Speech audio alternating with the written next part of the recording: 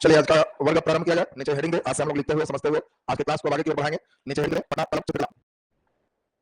पटना कलम चित्रकला या इसी का नाम हम लोग देखे थे इंडो या इंडो ब्रिटिश चित्रकला के नाम से भी इसको जानते हैं। पटना कलम चित्रकला या इसी को हम लोग इंडो आंग्ल या इंडो ब्रिटिश चित्रकला के नाम से जानेंगे।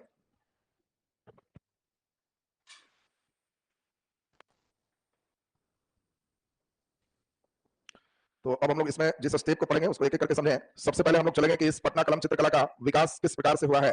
फिर हम लोग चलेंगे कि इससे संबंधित चित्रकार कौन कौन से हैं, इससे संबंधित चित्रकार कौन कौन से हैं। तब हम लोग चलेंगे इसमें मुख्य रूप से कि इसमें चित्रकला की सामग्री क्या क्या है। चित्रकला की सामग्री में हम लोग 3 स्टेप खास पढ़ेंगे कि इनका ब्रश कैसे बना था, ये पेंट कैसे बनाते थे और किस चीज पर पेंट करते थे। कागज, कैनवास, हाथी दांत, ये सभी चीज यहाँ पे हम लोग चलेंगे चित्रकला सामग्री में। तब हम लोग चित्रकला सामग्री के बाद हम लोग फिर नेक्स्ट देखेंगे कि इस चित्रकला की विशेषताएं क्या क्या है। विशेषताएं देखने के बाद तब थोड़ा गहराई लेवल का प्रश्न होगा, इसको मुगल चित्रकला से थोड़ा तुलना कर लेंगे, मुगल चित्रकला से कंपेरिजन करेंगे, तुलना। फिर तब हम लोग देखेंगे कि इसका पतन कैसे हो गया। तो मेन पॉइंट्स आपको समझना है।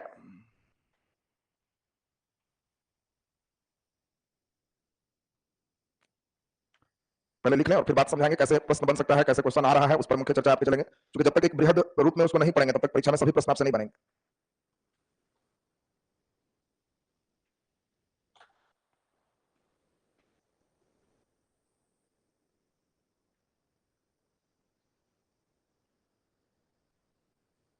चलिए बात को समझिए।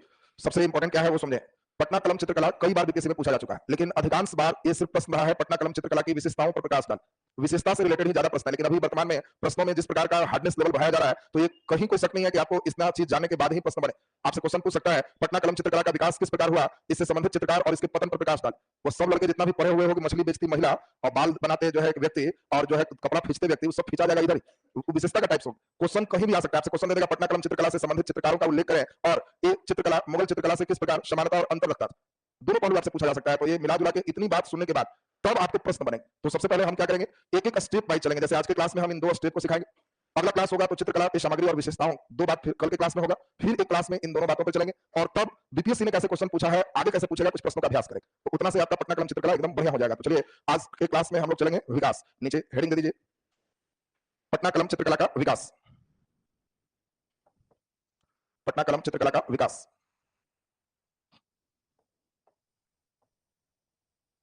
पटना कलम चित्रकला का विकास। चलिए बोर्ड पर समझेंगे। जो लोग हमारे साथ खूब बढ़िया से ध्यान देंगे उनको क्लियर हो जाएगा। देखिए पहले थोड़ी विषय वस्तु को हम लोग समझ लें। आपको हमने बताया कि औरंगजेब 1658 में शासक बना। 1658 से पहले की बात जब हम लोग चलें तो अकबर के समय ही आपको मालूम है कि मुख्य रूप से 1556 के बाद ही यहाँ पे दिल्ली में चित्रकार लोगों का बहुत ही मान सम्मान बढ़ गया। जहांगीर के समय तो चरमोत्कर्ष पे आ गया, पूरे साम्राज्य के कोई भी अच्छे चित्रकार थे तो बाले बच्चे वहीं पहुंच जाए, कारण वहां उचित पारिश्रमिक मिलेगा, इनाम मिलेगा। जिसके पास राजा कितनों कम इनाम देगा तो समझ रहे हो एक लेवल स्टैंडर्ड में देख, बाकी लोग अंतिम खुश होकर पूरा निकालेगा तो उसका सबसे नीचे के भी बराबर नहीं रहेगा। राजा गुस्सा के जितना देगा अगला खुश होकर जितना देगा वो भी कम ही रहेगा, राजा ही। तो इसके कारण यहाँ पे हम लोग देखें कि काफी चित्रकला का एक समृद्ध शैली डेवलप किया। लेकिन 1658 में औरंगजेब जब हेड बना तो उसने इसी चित्रकला को राजकीय संरक्षण देना बंद कर दिया। राजकीय संरक्षण बंद कर दिया तो चित्रकार लोग की स्थिति खराब होने लगी। लेकिन जो सब परिवार घर छोड़ के दिल्ली गए थे, दिल्ली इस इंतजार में थे कि कभी हो सकता है बादशाह के मन पिघले, बुलाए, किसी को कॉल करें, हो सकता है कि मरने के बाद फिर और अच्छी स्थिति आ जाए। तो ये सब सोच के चित्रकार लोग दिल्ली ही कंटिन्यू। अचानक कुछ खत्म नहीं होता है। मान लो पटना के 2-3 अच्छे टीचर अचानक छोड़ देंगे तो क्या बच्चे यहाँ से भाग जाएंगे, होल्ड में अपने रूम में पड़े रहेंगे कि हो सकता है कोई और नया आ जाए, कहीं कुछ चले। जब एकदम देखेंगे कोई इलाज उपाय नहीं है तब पलायन हो जाए। तो उसी प्रकार से औरंगजेब का सब वेट किया 1707 तक। औरंगजेब मर गया। मरने के बाद अब लगा कि कुछ और अच्छा हो, लेकिन मालूम चल रहा है कि औरंगजेब के बाद जो मुगल बादशाह बन रहा है किसी को कोई लंपट मूर्ख कह रहा है, किसी को कुछ कह रहा है।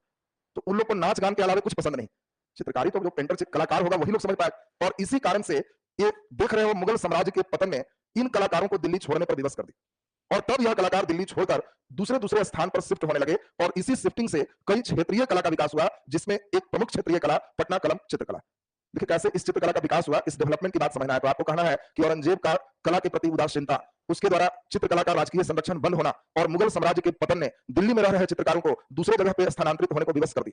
और इससे 18वीं शताब्दी के प्रारंभ में, 1707 के बाद ही सब चला है, 18वीं शताब्दी में ही मुख्य रूप से इस सारे चित्रकला का डेवलपमेंट। तो इससे 18वीं शताब्दी में विभिन्न क्षेत्रों में कई क्षेत्रीय चित्रकला का विकास हुआ, जिसमें पटना कलम चित्रकला भी एक। यानी हम लोगों को मिला के ये चल रहा है कि यहीं के चित्रकार यहाँ आए तो यहाँ की परिस्थिति के अनुसार से इन्होंने जो चित्रकला बनाया वो एक क्षेत्रीय चित्रकला का नाम पटना कलम चित्रकला। थोड़ा सा कहानी का प्रसंग और करेंगे तो संबंधित कलाकार भी सब आ जाए। अब देखो इसमें संबंधित कलाकार की हम बात करें तो अब देखो कलाकार का कई दस्ता है, जितने टीम वर्क है सब एक साथ सब परिवार लोग रह रहे हैं। इसी में एक टीम सबसे प्रभावित हुआ बंगाल के मीर जाफर से। मीर जाफर भी चित्रकला का बड़ा ही मुरीद था और इसीलिए मीर जाफर के यहाँ बंगाल में मनोहर लाल के नेतृत्व में कलाकार का एक दस्ता बंगाल चला गया। अब वहां पे गया तो देखो बंगाल में रह रहा है, मुगल काल वाला ही सिस्टम बना रहा है। लोग कह रहे हैं कि थोड़ा हल्के में बताओ, तुम्हारे यहाँ प्रधानमंत्री के यहाँ जो रहते हैं खाना बनाने वाले, वो तुम्हारे यहाँ चले आए, तो तुम डेली हल्ला करोगे घी कम डालो, उतना घी क्यों डाल रहा है? वो जो प्रधानमंत्री के यहाँ बनाया वो तो खाली घी में चल रहा है। अब उसका भोजन का जो है तुम्हारे यहाँ आ गया, तो तुम खुश है कि सौभाग्य है भाई, ये तो समझिए कि लोग भगाए हैं तो इन लोग से भेंट हुआ, नहीं तो ये लोग कैसे भेंट होते? तो इन लोग मीर जाफर वगैरह यही सोच रहा है कि भाई मुगल साम्राज्य के ये सब चित्रकार लोग हैं, ये तो आ ही गया है मेरे यहाँ तो सौभाग्य। लेकिन इन लोग को कह रहे हैं पेंट उन कम लगाओ, दरबार इतना पैसा नहीं। तो इसीलिए बॉर्डर लाइन वगैरह जो देख रहे हो आपको बताए थे कि एक नई शैली का डेवलपमेंट, और इस नई शैली में मनोहर लाल हल्का भी किया है, बॉर्डर शोर्डर कम किए, पेंट का प्रयोग थोड़ा कम किया। अब जब तक मीर जाफर रहा यहाँ डेवलपमेंट ठीक ठाक रहा, लेकिन मीर जाफर के बाद जब मीरन का मुख्य प्रभाव बढ़ गया, मीरन इसी का बेटा, मीरन का जब प्रभाव बढ़ गया तो मीरन को कला से कोई लगाव नहीं था, तो इसके कारण कलाकार यहां भी उपेक्षित महसूस करने लगे। तो उस समय पटना एक सेंटर हुआ करता था अंग्रेजों के व्यापार का, आपको याद है डच ईस्ट इंडिया कंपनी, सभी लोग पटना में अपने गोदाम बनाए थे, तो अंग्रेज लोग इनसे चित्रकला कुछ खरीदते थे। तो उन लोगों ने देखा कि चले पटना ठीक रहेगा, हम मीरन के नेतृत्व में कलाकार को वह सम्मान नहीं मिल रहा जो चाहिए। तो देखा होगा कलाकार ज्यादातर भूखे होते हैं, पैसा कम, ताली और भाव के ज्यादा भूखे होते हैं। वो स्टेज पर जा रहा है, उसको पैसा नहीं मिला, ताली कस के लग गया तो उतने में वो साउंड तेज कर लेता है, उसको ताली का ज्यादा प्रवाह है, इज्जत का ज्यादा प्रवाह है, सम्मान का ज्यादा प्रवाह है, और वह सम्मान बंगाल में नहीं मिला। तब यहाँ पटना में एक दल आ गया सेवक राम के नेतृत्व में, देखो यहीं से मेन शुरू होता है। सेवक राम के नेतृत्व में एक दल आता है पटना, मेन व्यक्ति एक ही होते हैं और वो एक नया रिसर्च करते हैं, फिर लोगों को पसंद आ जाता है तो बाकी लोग उसको फॉलो करते हैं। जैसे तुम जाओगे कहीं मान लो सिलाओ, तो वहां देखोगे कि एक ही व्यक्ति के नाम के 5-6 दुकान रहेगा, काली साव का खाजा दुकान, तो अगला कहेगा कि काली साव के पुराना खाजा दुकान, अगला कहेगा कि काली साव का एकदम मुख्य दुकान, सबसे पुराना दुकान। एक ही व्यक्ति का 5 जगह नाम लिखा हो, तो तुम बिना वहां बहुत चीज पूछे हुए समझ जाओगे कि यहाँ खाजा बनाने की एक स्पेशल तकनीक का डेवलपमेंट काली साव ने किया। और फिर वो जब मर गए तो उनके पीढ़ी दर पीढ़ी ने उसको कंटिन्यू किया, तो चूंकि खोज वही की, अब अगला व्यक्ति उसी शैली से बना रहा है तो उनका नाम कई जगह कंटिन्यू हो रहा है। तो पटना जो चित्रकला देख रहे हो बंगाल में नहीं है, ये तो बंगाल में मनोहर लाल केवल आए हैं, अभी उस रूप को प्राप्त नहीं किया। इस रूप को प्रदान करने वाले व्यक्ति कौन है? सेवक राम। और सेवक राम जब पटना आए तो ये 3 चीजों का इफेक्ट पड़ा। एक मुगल चित्रकला के कलाकार रहे हैं तो वहां जो चीज है वो तो रहेगा। दूसरा, इसके मुख्य क्रेता खरीदने वाले कौन है? अंग्रेज, इसीलिए इस पर ब्रिटिश चित्रकला के भी प्रभाव पड़े। अब देखो जो ब्रिटिश चित्रकला है, अंग्रेज अपने इंग्लैंड की जो चित्रकारी है वो इनको समझा रहे हैं कि यहाँ पर थोड़ा शैडो और लाइट थोड़ा सा यहाँ और कर दो। कैसे तुम लोग कई बार मूर्ति बनाने जाते हो कि सरस्वती जी की मूर्ति लाना है, लक्ष्मी जी की लाना, तो बनाने वाले कलाकार को तुम ही लोग समझाने लगते हो कि यहाँ पर थोड़ा वही हंस और बढ़ा दीजिए, यहाँ पर थोड़ा सा एक और डिजाइन कर दीजिए, उड़ते हुए हो सकते हैं कि नहीं, तो तुम अपनी कल्पना समझाते हो तो कलाकार उसको मूर्त रूप देता है। तो इस डिमांड के अनुसार से ब्रिटिश चित्रकला को भी ऐड किया। और सबसे इंपॉर्टेंट चीज रहा, वह वर्ल्ड का पहला रहा, अभी तक कोई ऐसा नहीं किया। सामान्य जन जो है, सामान्य जनसाधारण जो लोग हैं, इनके जीवन को चित्रित किया गया, ऐसा अभी तक कोई नहीं किया। एक सामान्य जनजीवन के जो लोग हैं, मछली बेचने वाले, कपड़ा साफ करने वाले, सांप वाला मदारी दिखाने वाले, रस्सी की मदारी दिखाने वाले, ये सब सामान्य जनजीवन को अब तक कहीं स्थान पेंटिंग में नहीं था। और इस चित्रकला ने मुगल चित्रकला, ब्रिटिश चित्रकला, इसको कह सकते हैं लोक चित्रकला, इन तीनों को मिश्रित करके एक पटना में नया चित्रकला का डेवलपमेंट किया जिसका नाम था पटना कलम चित्रकला। तो देखिए पटना कलम चित्रकला में 3 चीजों का प्रभाव है, क्या क्या?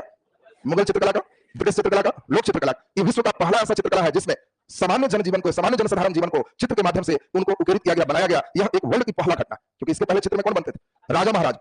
तुम्हारे मोबाइल में किसी भी भिखारी का फोटो नहीं है, नहीं है। गरीब को कौन खींचता?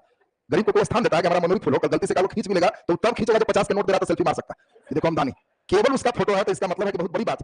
और अगर तुम खींचा भी, अब कोई भिखारी एकदम है, वस्त्र ठीक से नहीं है और मुस्कुरा रहा है, तुमको उसका हंसी प्यारा लग रहा है और तुम फोटो खींच रहे हो तो बहुत बड़े कलाकार। और तुम एक भिखारी को भी हंसते हुए खींच लिया और खींचने के बाद कैद रखे हो और कभी पोस्ट कर रहे हो कि मुस्कुराहट पैसे की मोहताज नहीं होती। अगर पैसे के मोहताज होते तो गरीबों के चेहरे पर यह मुस्कान नहीं दिखता। तो एक मेन चीज है ना, तो एक चीज कलाकार ही समझ सकता है, तो एक कलाकार समझ सकता है। और ये देखो, यह कलाकार ही मेन रहे जो पटना कलाम के चित्रकार लोग हैं, उन लोगों ने ऐसे चीजों को ही देखा। तो ये वर्ल्ड का पहला ऐसा सिस्टम हो गया। तो पहले अब ये बताइए, इसके विकास की बात आपको समझ में आ गई। एक पटना कलम चित्रकला में किन किन चीजों का प्रभाव है? मुगल चित्रकला का प्रभाव है, ब्रिटिश चित्रकला का प्रभाव है और लोक कला का प्रभाव है। लोक चित्रकला भी इसमें शामिल किए गए हैं। तो विकास में हम लोग 2 चीज, एक तो है कि आपको अगर क्वेश्चन कहे कि बताओ पटना कलम चित्रकला किस प्रकार विकसित हो, तो एक उपाय है कि आप विकसित होने में क्वेश्चन विकसित के फॉर्म में है तो यहां तक सेवक राम तक की कहानी लिख सकते हो। दूसरा है कि अब बताओ क्वेश्चन के 2 पार्ट है, 3 पार्ट है। क्वेश्चन में तुमको परीक्षा में ब्रेक देखना हो, तुमको मौलिक कला में समझाया था कि क्वेश्चन में सबसे पहले पढ़ना है कीवर्ड, कितनी बातों पर लिखना। कई बार क्वेश्चन इतने स्टेप में होते हैं कि वहां जरूरत नहीं होती कितनी बात लिखी। तो तुमको क्वेश्चन दे रहा है कि पटना कलम चित्रकला के विकास, इसकी विशेषता पर प्रकाश डालें और मुगल चित्रकला से इसकी तुलना करें। तो बताओ इसमें चाबी कितने हैं? 3। तीनों चाबी मिलाकर 2 पन्ना में समेट देना है, 2.5 से ऊपर में ही टपना है जीएस। अब तुम कहानी शुरू करोगे कलकत्ता वाला, मीर जाफर और मीर कासिम, और फिर इधर से सेवक राम जी को बुलाओगे तो मालूम चलेगा कि एक पन्ना इसी में रह गया, विशेषता 1.5 पन्ना चल गया। अब फिर से खुजलाओगे कि तब मुगल चित्रकला के क्या करें। तो आपको खुद से अपने से कम ज्यादा प्रश्नों की प्रवृत्ति पर चलना होगा। जो हम लिखा रहे हैं रेडीमेड कुछ नहीं। ऐसा कभी नहीं होता कि साइकिल सिखाने वाला तुमको रेडीमेड सिखाता है कि इतने पेडल मारना, इतने ब्रेक मारना। उस ऑटोमेटिक होता है। रोड कैसा है, वो तो सिखाया भटक मारो ऐसे रुका, बस इतने। बाकी धीरे धीरे तुम्हारा हाथ ऑटोमेटिक खिंचाता है कि इतना इतना, एकदम सट गया, एकदम खींच ली। तो उसी तरह क्वेश्चन कितना स्टेप है, कितना खींचना है, कितना छोड़ना है, वो नेचर पर चलेगा। तो प्रश्नों के माध्यम से सही करेंगे। अभी पहले हम विकास में इतनी दूर तक की बात लिखाएंगे। तो जल्दी से यहां तक की बात क्लियर है सबका? लिख दे, नीचे लिखे मुगल बादशाह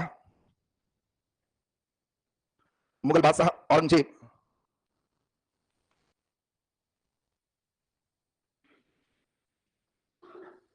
मुगल बादशाह औरंगजेब का कला के प्रति उदासीनता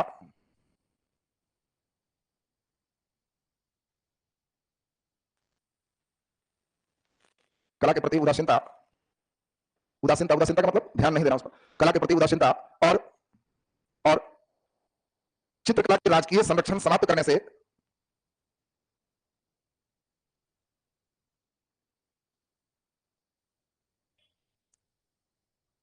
चित्रकला के प्रति चित्रकला के राजकीय संरक्षण समाप्त करने से समाप्त करने से समाप्त करने से स्थानीय स्थानीय कई क्षेत्रीय चित्रकला के शैली का विकास हुआ। स्थानीय कई क्षेत्रीय चित्रकला के शैली का विकास हुआ। चित्रकला के शैली का विकास हुआ। चित्रकला के शैली का विकास हुआ विकास हुआ जिसमें पटना कलम चित्रकला भी एक है। जिसमें पटना कलम चित्रकला भी एक है। पटना कलम चित्रकला भी एक है। तो हम लोग ये समझ रहे हैं पटना कलम चित्रकला का डेवलपमेंट कोई ऐसा नहीं कि केवल एक है। इस तरह के चित्रकला का डेवलपमेंट कई जगह स्थानों पर हुआ जिसमें एक यह भी है पटना का। इसी में कंटिन्यू करें, लिखें 18वीं शताब्दी में 18वीं शताब्दी में मुगल साम्राज्य के पतन से मुगल साम्राज्य के हो रहे पतन से मुगल साम्राज्य के हो रहे पतन से राजकीय संरक्षण प्राप्त चित्रकार राजकीय संरक्षण प्राप्त चित्रकार विभिन्न स्थानों पर जीविकोपार्जन के लिए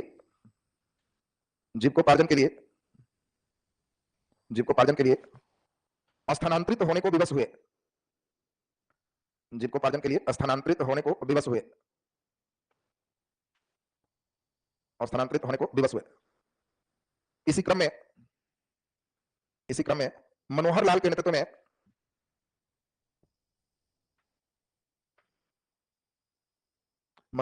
में बंगाल में कलाकार का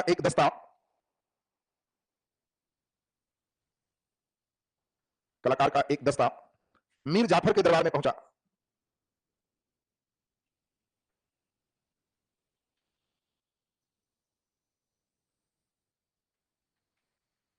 मीर जाफर के दरबार में पहुंचा। उसके पुत्र मीरन द्वारा कलाकारों के किए गए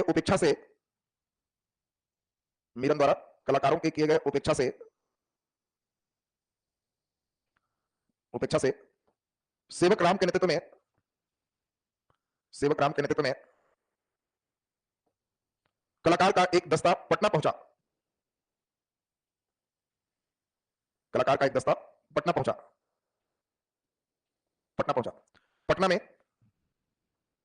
पटना में मुगल चित्रकला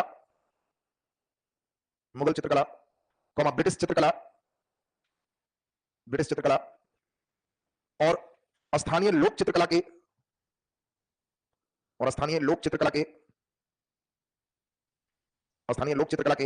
अनूठे संगम के द्वारा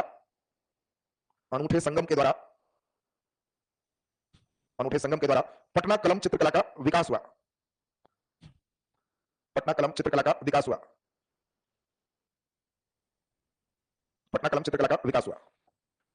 देखिए, तो हम लोग सबसे पहले सिर्फ इन बातों पर रहे कि पटना कलम चित्रकला बना कैसे। अब इसको रटना कुछ नहीं है। ऐसा नहीं सोचना कि कौन वाला लाइन रेडीमेड रटे की परीक्षा में लिखा है। तुमको सिर्फ यही करना है, एक दो नाम याद करना है, मनोहर लाल, सेवक राम। बाकी कहानी कोई लाइन ऊपर नीचे हो जाए उससे कोई असर नहीं पड़ता। और आराम से तुम इस कहानी को लिख सकते हो कि कैसे कैसे ये लोग प्लान किए, कैसे इसका डेवलपमेंट हुआ, क्या विकास दिखा जाएगा सबसे नीचे। अब हम लोग आज सेकंड स्टेप देखेंगे, 2 स्टेप आज के क्लास में देख लेंगे। नीचे फिर हेडिंग दे दीजिए। अभी हम क्वेश्चन आंसर नहीं कर रहे हैं, हेडिंग देके पूरे विस्तार में पढ़ा लें, तब क्वेश्चन आंसर के अनुसार से फिर ढालेंगे कब कहां क्या डालना है। नीचे लिख दीजिए, पटना कलम चित्रकला से संबंधित चित्रकार। पटना कलम चित्रकला से चित्रकार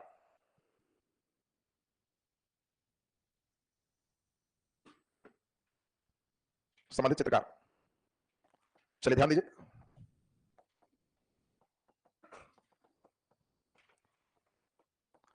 अब इसमें देखो कुछ कुछ ये फैक्ट है। अब इस फैक्ट को तुमको मेन ध्यान रखना है। अब ध्यान से समझोगे तो आपका क्लियर हो जाएगा कि हाँ, इसमें लाइन हमारा स्पष्ट हो गया, हम इसमें लिख सकते हैं। देखिए, इसमें पहला तो 2-3 बात इंपॉर्टेंट है। अगर किसी भी प्रश्न में कलाकार करके आ जाए तो इसका मतलब है कि उसके उत्थान में जो इंपॉर्टेंट व्यक्ति सहायक हैं सबका नाम आपको लिखना पड़ेगा। इसमें अगर महिला है तो महिलाओं का भी नाम लिखना पड़ेगा। तो पहले आपको हम बता दें, पटना कलम चित्रकला में महिलाएं का भी बहुत महत्वपूर्ण योगदान है, जिसमें 2 महिला का नाम आपको महत्वपूर्ण लिखना है। एक है सोना देवी और एक है लच्छो देवी। ध्यान दीजिए, सोना देवी और लच्छो देवी 2 इंपॉर्टेंट महिला। तो सोना और लच्छो तो दोनों को याद ही हो जाएगा। अब इधर हम लोग देखें, सबसे इंपॉर्टेंट इनका नाम नहीं छूटना चाहिए, महादेव लाल, छगन लाल, यमुना लाल और स्टार्टिंग कौन किया है? सेवक। देखो अब तुम्हें समझाएं, ये सब जो नाम देख रहे हो एक फैक्ट सेक्शन हो गए। फैक्ट सेक्शन का मतलब है इसमें फैक्ट तथ्य ज्यादा लिखना। अब क्वेश्चन ही दे रहा है कि तुमको पटना कलम चित्रकला से संबंधित इसके विकास में जो चित्रकार रहे हैं उनका उल्लेख करें, फिर पेन कुछ जोड़। तो आपको पहला अगर पटना कलम चित्रकला का नाम आएगा तो सबसे पहला नाम कौन आएगा? सेवक राम। सेवक राम के नेतृत्व में ही 1760 में एक दल पटना पहुंचता है। यह दल अब अपना नहीं जान रहा था कि क्या होगा नहीं होगा, लेकिन जब वो अपना पेंटिंग बना रहा है तो इसमें देखा कि अंग्रेज लोग कुछ समझा रहे हैं तो हल्का सही कर रहा है। उससे सही करने से अंग्रेजों का डिमांड ज्यादा है। दूसरा उसने देखा कि नहीं, इसमें सबसे ज्यादा स्थानीय लोग का बनाना, सामान्य जीवन को बनाना, ये सबसे ज्यादा डिमांड है। इनको बिजनेस करना था, डिमांड थी। और इसी कारण से एक विश्व का अनोखा चित्रकला विकसित हुआ, जिसमें हम लोगों ने देखा कि सामान्य जनसाधारण के जीवन को चित्रित किया। इसी कड़ी को आगे कौन बढ़ाए? यमुना लाल। अब सेम चीज बन रहा है, इसी को फिर कौन बढ़ाए? छगन लाल। ये महादेव लाल के समय समझ सकते हो कि इसका चरमोत्कर्ष। महादेव लाल ने एक चित्र बनाया जो आज भी बहुत फेमस है। इस चित्र को पटना कलम चित्रकला में सबसे अच्छा चित्र माना जाता है, जिसको कहते हैं रागिनी गांधारी। रागिनी गांधारी का चित्र बनाया। देखो ये महादेव लाल ने पटना कलम चित्रकला में और अच्छा विस्तार दी। इन्होंने रागिनी गांधारी का चित्र बनाया और जिसमें बहुत ही बढ़िया ढंग से विरह वियोग को इन्होंने चित्रित किया है, जो देखने लायक। विरह वियोग को इन्होंने जो चित्राया है, जो चित्र के माध्यम से दर्शाया है, वो काफी प्रशंसनीय रहा है। तो इसमें कभी भी बात अगर विशेषता की रहे, कलाकार की रहे, तो ये दोनों नाम लिख देने से ही परीक्षक समझता है कि बच्चे पटना कलम चित्रकला को बढ़िया से समझा। ये विरह वियोग नहीं समझता। विरह माने बिछड़ने का वियोग, विरह माने बिछड़ना, और वियोग माने दुख, बिछड़ने का दुख। ये रागिनी गांधारी एक महिला है और इसकी नई नई शादी होती और उसके बाद इसके पति रोजगार की तलाश में निकल जाते। तो उस समय कितना दुखी है वो चित्र के माध्यम से इन्होंने दिखाया है महादेव लाल। और वो जिस समय दुखी है, वो नहीं चाहती है कि हमारा दुख कोई देखे। तो चित्र में सोचो, आप नेट पर रागिनी गांधारी सर्च करोगे तो चित्र में है कि कह रहे हैं कि बहुत ही दुख में है, एकदम चेहरा उसका उदास है, चाह रहे हैं कि कोई देखे, क्योंकि कोई देखेगा तो देख। उसी बीच एक शैतानी हवा चलती है और पर्दा उठ जाता है। मैंने पर्दा के उधर कई लोग हैं, इधर आके दुख में है, और इसके चित्र में देखो पर्दा उठने को भी दिखाया गया कि जो हवा चल रही है उससे पर्दा उठ रहा, और संकेत है कि बाकी लोग इसको टोक रहे हैं, देख रहे हैं कि हाँ इतना दुख में है, इतना चिंता। तो कई लोग उस समय लोकगीतों में विरह को बहुत ही बढ़िया से दर्शाए। आजकल के जमाने में ना फोन है और ये है, उस जमाने में कुछ नहीं है, जा रहे हैं तो फिर कराने को हेलो भी नहीं कर सकते। उस आज में है कि वीडियो कॉल पर आ जाइए, उस समय के विरह वियोग को समझो, और उस विरह वियोग को इन्होंने चित्रित किया है। अब उस समय देखिए कई लोग गाना के माध्यम से, कई लोग चित्र के माध्यम से, इस पर बहुत ही लोग कलाकारों ने ध्यान दिया।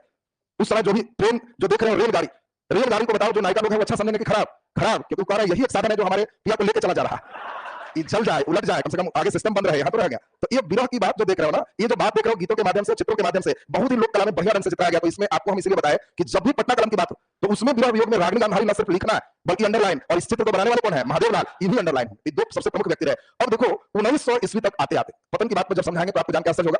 उस समय पर धीरे धीरे प्रेस का डेवलपमेंट होगा। प्रेस की खोज हो जाने से हुआ कि अब चित्रकार लोग जो बनाते थे बहुत टाइम लगता था, एक चित्र को बनाने में 1 महीना लेते थे। क्या आप विषय वस्तु को बता दीजिए, 1 महीना में धीरे धीरे हम बना दें। तो 1 महीना का उनका जो वेतन है सब जोड़ करके उस चित्र पे आता। प्रिंटिंग प्रेस के खोज होने के बाद वो अब 1 मिनट में निकलने लगा, कॉस्टिंग कम गया। अब जो चित्र बेचते थे मान लो 100 रुपया में, तो प्रिंटिंग प्रेस से 2 रुपया में तैयार है। तो अब इनका चित्रकारी डाउनवर्ड। अब इसके कारण इन लोग देख रहे हैं कि इसमें फायदा नहीं है, तो ये लोग चित्रकारी छोड़ के कोई लेबर बन रहा है, कोई मिस्त्री बन रहा है। कोई बताओ तुम्हारे पास बहुत गांव के कोई बहुत एक व्यक्ति है, बहुत बढ़िया उसके पास कला है, बहुत बढ़िया तबला बजाता है, तो लगन में तो कोई पूछेगा तो चला जाए। लगन बाहर को कहे कि आप तबला बजाओ, मंगनी बजाना है, इतना बढ़िया बजाओगे गाना पर 10-20 मिल जाए। और वो देखेगा कि लेबर में जा रहा है तो 400 मिलेगा, तो तबला बजाएगा कि 400 कमाने चल जाएगा, वो लेबर में चल जाएगा। मालूम चलेगा तुम लेबर में, तो हाँ तबला बजाने कुछ मिल नहीं रहा। तो यही चीज हुआ पतन के कारण में, तुम बढ़िया से मेन पढ़ोगे। और ऐसे लास्ट मोमेंट में जो मेन कलाकार है वो है ईश्वरी प्रसाद वर्मा। एक प्रोफेसर है, पटना में ही पोस्टेड थे, जब तक ही रहे इन्होंने इस पटना कलम चित्रकला को जगाए रखने का प्रयास किया, लोगों को समझाया कि साधारण चित्रकला नहीं, इस चित्रकला में छिपी हुई चीजों को समझाया। इन्होंने बताया कि ऐसी चित्रकला है जो पटना के बाजार से डेवलप करके लंदन के बाजार तक मिल रहा है, लंदन के भी घरों में इसको खोजा जा सकता है। और दुर्भाग्य ईश्वरी प्रसाद वर्मा का कलकत्ता यूनिवर्सिटी में ट्रांसफर हो, कलकत्ता से लोग आए थे तो पटना शुरू हुआ, और ईश्वरी प्रसाद जो देख रहे हो कलकत्ता गए तो इधर समाप्त हो। 1950 में इनका निधन होता है, और इनके निधन के साथ ही माना जाता है पटना कलम चित्रकला का डेवलपमेंट रुक गया। और यही हम लोग देखें 1760 से लेके कब तक, 1950 के बीच में पटना कलम चित्रकला आपका यहाँ पर प्रमुख रूप से रहा। तो हम लोग नाम में इतने लोगों का नाम लिखेंगे, तो चलिए लिख दीजिए। हाँ हुलास राम भी है, हुलास राम भी बहुत बढ़िया नाम, इनका भी लिख दीजिए, अच्छी बात है। चलिए नीचे लिख दे, लिखे पटना कलम चित्रकला, पटना कलम चित्रकला, पटना कलम चित्रकला में पहली बार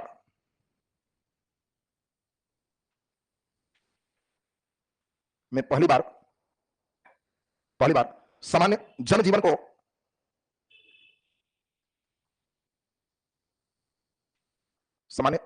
को चित्र के माध्यम से दर्शाया गया।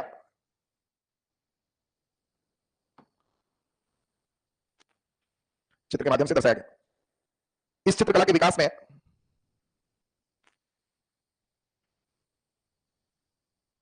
इस चित्रकला के विकास में प्रारंभ में सबसे महत्वपूर्ण योगदान सेवक राम का रहा। सेवक राम को रहा।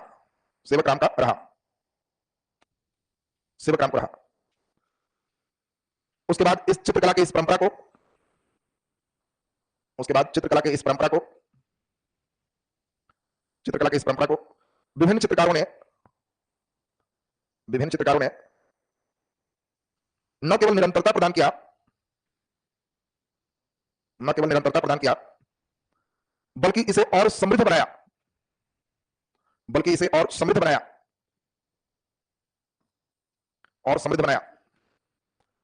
यमुना प्रसाद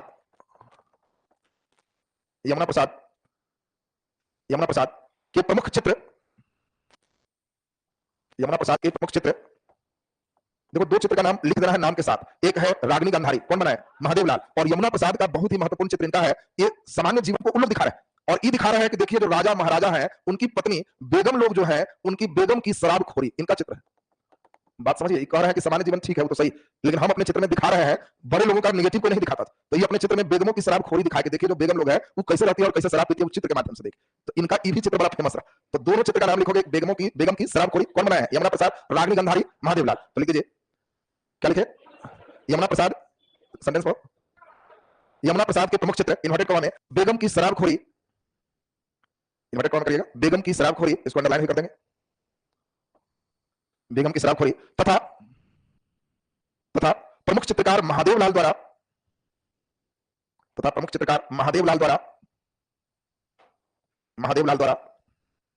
विरह वियोग को रागिनी गांधारी, इन्वर्टेड कॉमा, विरह वियोग को रागिनी गांधारी, इन्वर्टेड कॉमा, विरह वियोग को रागिनी गांधारी अंडरलाइन कर देना, के चित्र में बहुत ही सजीवता के साथ प्रदर्शित किया गया है। के चित्र में बहुत ही सजीवता के साथ प्रदर्शित किया गया है।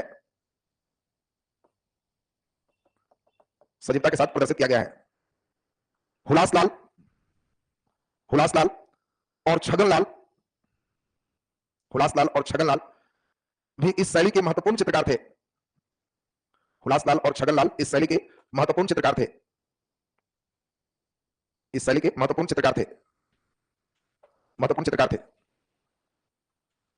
सोना देवी और लक्ष्मण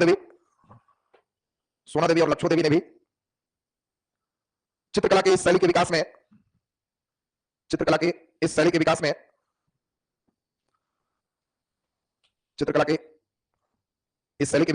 महत्वपूर्ण योगदान देने वाली महिला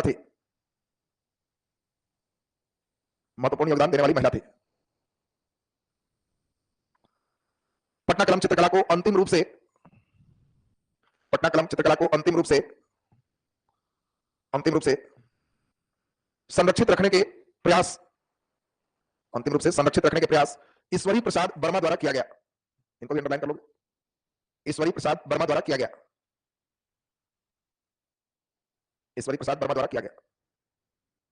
तो ये थे आपके प्रमुख कलाकार। तो अब बताओ, कलाकार में छगन लाल दिमाग में आ रहा है। अगला नंबर सबसे पहले कौन है? सेवक राम। फिर रागिनी गांधारी कौन बनाए?